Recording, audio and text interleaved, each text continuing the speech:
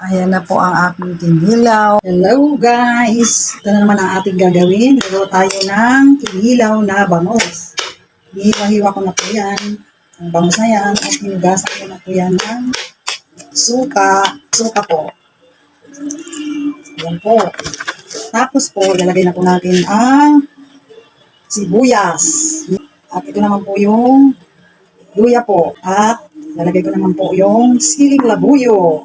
Para maanghang. Naman po natin ang kalamansi. Pipigaan po natin ng kalamansi.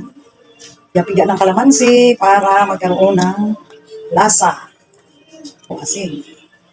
Tsaka konting, alam niyo na, litsin, baka naman. Pipino ang ating tinilaw para masarap po. Uy, puno na po ang ating tinilaw. Halo-halo lang po para